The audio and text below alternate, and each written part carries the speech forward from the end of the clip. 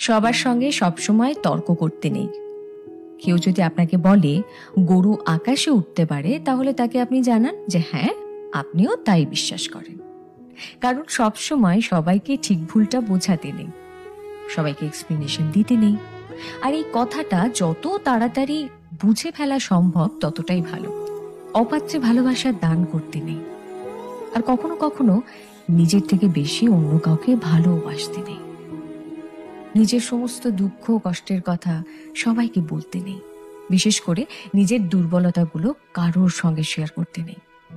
কিছু জিনিস একটু ব্যক্তিগত রাখা দরকার।